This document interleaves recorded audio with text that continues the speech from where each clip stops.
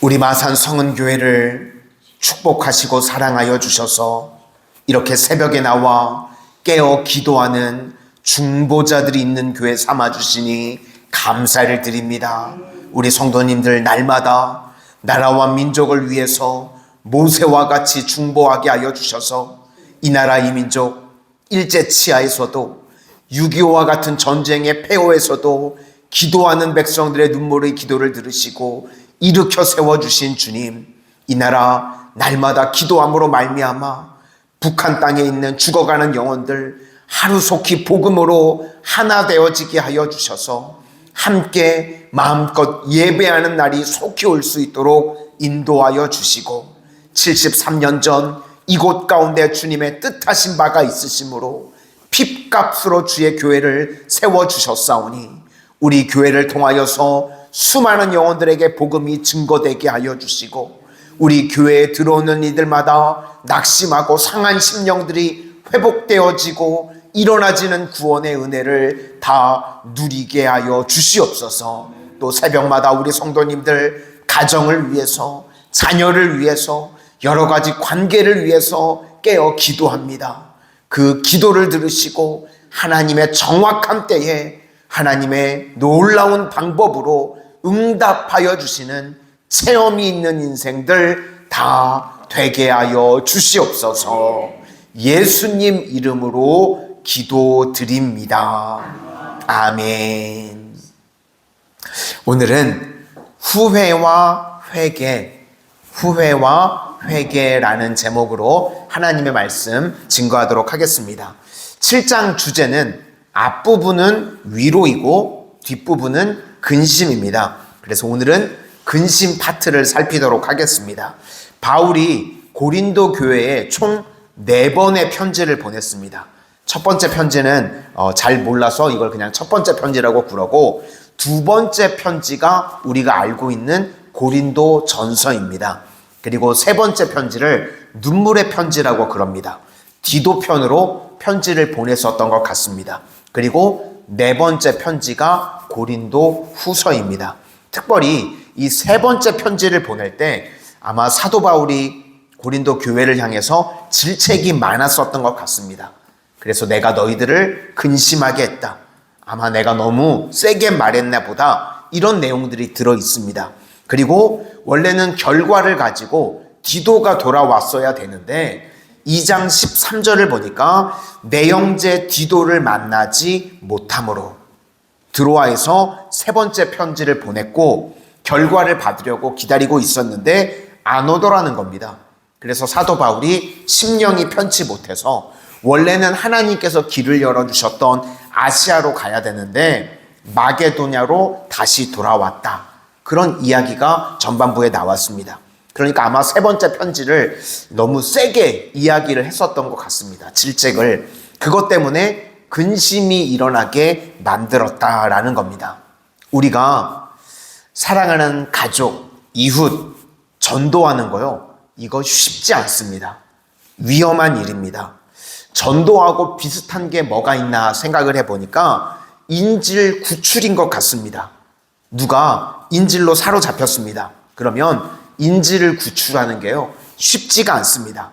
또 인질들도 위험합니다. 실패하면 이 구출하러 간 사람뿐만 아니라 인질들까지도 다 죽게 됩니다. 그러니까 둘 다 힘든 거죠. 전도가 그렇다는 겁니다. 전도하는 사람이 우리 구조대원이고요, 잡혀있는 사람들이 믿지 않는 사람입니다. 그러니까 마귀의 인질이 되어 있는 겁니다. 디모데후서 2장 26절을 보니까 그들로 깨어 마귀의 올무에서 벗어나.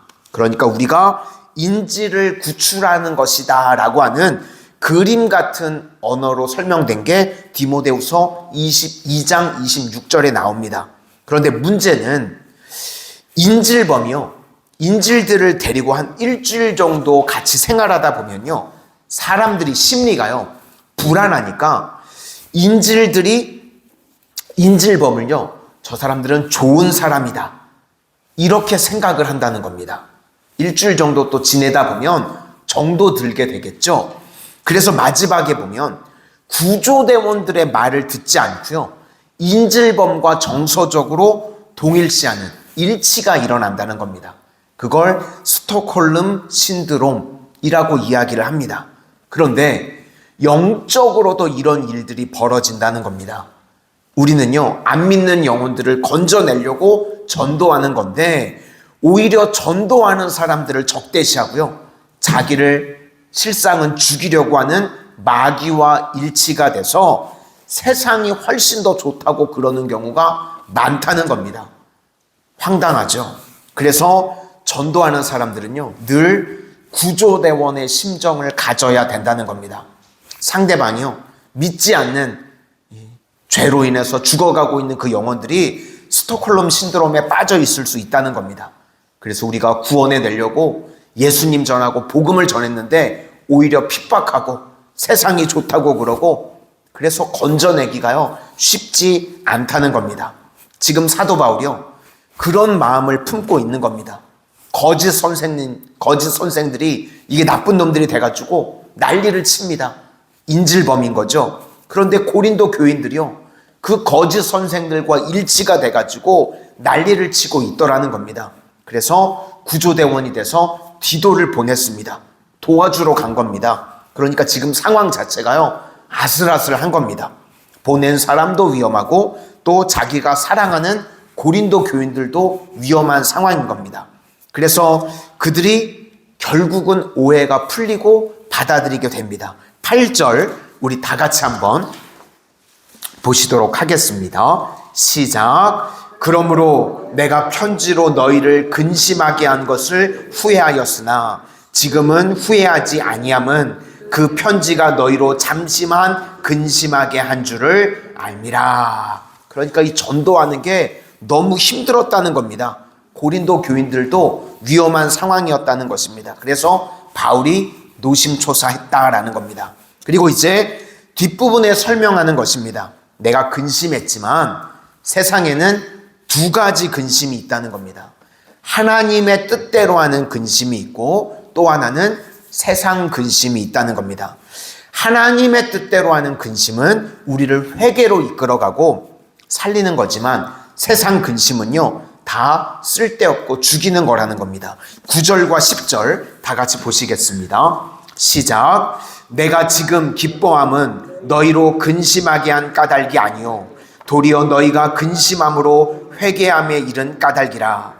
너희가 하나님의 뜻대로 근심하게 된 것은 우리에게서 아무 해도 받지 않게 하려 함이라.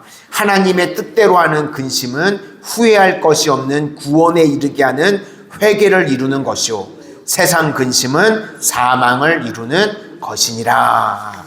여기서 하나님의 뜻대로 하는 근심과 세상 근심의 결정적인 차이점은요, 후회와 회개입니다. 그러니까 후회는 과거에 묶여 있는 겁니다. 예를 들어서 구덩이에 내가 길을 가다가 빠졌습니다. 그럼 빨리 빠져나와야 되는데 후회는 하면 할수록 더 깊이 빠져들어가는 겁니다. 그러니까 절망적이 되고 거기서 못 나오는 겁니다. 반면에 회개는요, 내가 인정하고 불쌍히 여겨주십시오. 이 내용이 회개입니다. 세리가 그랬죠. 누가복음 18장에 불쌍히 여겨주십시오. 나는 죄인입니다. 그래서 첫째는 내 상황을 인정하는 것이고 둘째는 불쌍히 여겨달라. 처분을 맡기는 겁니다. 주님께 다 의지하고 맡기는 것. 그럴 때 은혜가 임하게 되고 그럴 때 회복이 된다는 것입니다. 그래서 회개가 왜 복인가 하면 회개를 해야만 우리가 은혜를 담을 수 있는 그릇이 되고요. 그때 비로소 회복이 된다는 것입니다. 우리 마지막으로 11절 다 같이 한번 보시도록 하겠습니다. 시작. 보라, 하나님의 뜻대로 하게 된 이 근심이 너희로 얼마나 간절하게 하며 얼마나 변증하게 하며 얼마나 분하게 하며 얼마나 두렵게 하며 얼마나 사모하게 하며 얼마나 열심 있게 하며 얼마나 벌하게 하였는가. 너희가 그 일에 대하여 일체 너희 자신의 깨끗함을 나타내었느니라. 그러니까 여기서 말하는 것은 고난이라는 것을 통과해서 전도의 꽃이 피게 되었다는 것입니다. 그러므로 우리도 하나님의 뜻대로 하는 근심을 하게 되면요, 반드시 회개에 이르게 만들게 되고요, 반드시 꽃피는 열매를 거두게 된다는 것입니다. 우리가 사랑하는 가족, 자녀, 이웃 건져내는 것, 영혼 구원하는 것, 이거 쉽지 않습니다. 그러나 우리 성도님들, 오늘 사도 바울과 같이 하나님의 마음으로 근심하는 그 마음을 다 품으셔서 사랑하는 영혼들 회개에 이르게 만들고 반드시 열매 맺고 꽃이 피는 구원의 역사까지 이루어낼 수 있는 주의 종들이 다 되실 수 있기를 주님의 이름으로 축원합니다. 오늘 우리 함께 중보해 주실 때는 오늘 좀 분량이 많기는 하지만 우리 6페이지와 7페이지를 보시면 드려지는 모든 예배를 위해서 기도해 주시기를 바랍니다. 예배 가운데요, 주님이 임재하시면 다 구원받고 변화되고 고침받고 해결되어지는 줄로 믿습니다. 그래서 드려지는 모든 예배를 위해서 중보해 주실 수 있기를 소망합니다. 기도하겠습니다. 은혜의 주님, 세상에 또 우리 사랑하는 가족, 이웃, 주변의 영혼들이 인질범이라고 하는 마귀에게 속아서 세상에 빠져서 주님을 알지 못하고 죽어가고 있습니다. 오늘 사도 바울이 고린도 교인들을 향한 안타까운 마음이 있었던 것과 같이 오늘 새벽을 깨우며 나오신 우리 성도님들이 아직 주님을 알지 못하는 사랑하는 가족, 자녀, 이웃을 향해서 안타까운 마음이 있게 하여 주시고 그들이 예수님을 만나 회개에 이르는 구원의 역사, 열매 맺는 역사가 일어날 수 있도록 우리의 기도를 사용하여 주시옵소서. 우리 성도님들 날마다 사도 바울과 같이 영혼을 사랑하는 하나님의 근심하는 마음을 품고 날마다 중보하게 하여 주셔서 수많은 영혼들을 주께로 돌이키는 그런 전도자, 그런 사도 바울과 같은 이 시대의 주님 앞에 귀하게 쓰임받는 주의 일꾼들 다 되게 하여 주시옵소서. 예수님 이름으로 기도드립니다. 아멘.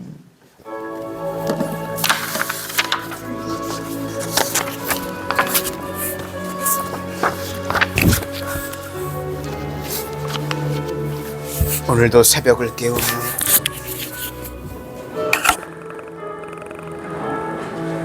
주의 백성들 기도의 자리로 불러모아 주신 것 감사합니다. 우리 성도님들을 통하여서 하나님 사랑하는 가족, 이웃, 친척들의 이르기까지 영원 구원의 역사가 일어나지를 소망합니다. 아버지, 세상에 묶여서 마귀에게 묶여서 죽어가는지도 모르고 죽어가는 영혼들이 있습니다. 하나님, 오늘 사도 바울과 같이 저희들 영혼들을 사랑하는 마음으로 복음 증거하고 그 영혼들을 구원해줄 수 있는, 건져낼 수 있는 사명자들로 쓰임받게 하여 주시옵소서. 우리 교회 드려지는 모든 예배를 위해서 기도합니다.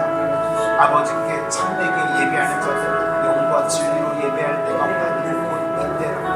아버지께서는 자기 깊게 예배하는 자들을 찾으신다고 말씀하시는 주님, 우리 드려지는 예배를 위해서 기도합니다. 주일 예배 가운데 하나님의 인재와 보이는 능력을 체험하는 예배되게 하시고 모든 예배 회원들이 먼저 기도로 준비하고 정결하고 온전한 예배로 되게 하시고 선포되어지는 말씀 가운데 성령의 기도를 주시고 진실한 회개와 순종의 결단이 있게 하시고 주신 말씀 가운데 끝까지 기도하고 순종하는 능력 있는 우리 손을 되게 하시고 찬양단 가운데 성령의 기름 부으시고 찬양의 능력을 경험케 하시고 예배를 사모하는 마음 주시고 온전한 주의 성수하는 성도들 되게 하시고 예배를 받는 모든 악한 사람을 결박시켜 주시고 우리 모든 성도님들이 예배에 준비된 마음으로 나오게 하시고 하나님께 온전히 영광을 돌리게 하여 주시옵소서. 새벽 예배를 위해서 기도하고 하루의 첫 시간을 주님 앞에 드리는데 말씀을 통해서 새벽에 오신 하나님 만나게 하시고 기도의 용사를 더 많이 불러모아 주시고 성령의 역사를 경험케 하시고 기도자들에게 기도의 음을 부어주셔서 기도의 문이 활짝 열리고 더 뜨겁게 기도하게 하시고 새벽에 공공하는 무속물들을 보호하시고 건강과 안전을 이끌어 주시옵소서. 월삭새벽에 매월 첫 시작을 주님 앞에 드리며 하나님의 도우심이 차오르는 성도들을 되게 하시고 개인 종족이 되시는 일어나게 하시고 기도의 능력을 체험하게 하여 주시옵소서. 이제는 달에 한 번이 아니라 매일 새벽 예배할 수 있는 은혜의 결단 있게 하시고 은신한 이들에게 축복하시고 안에서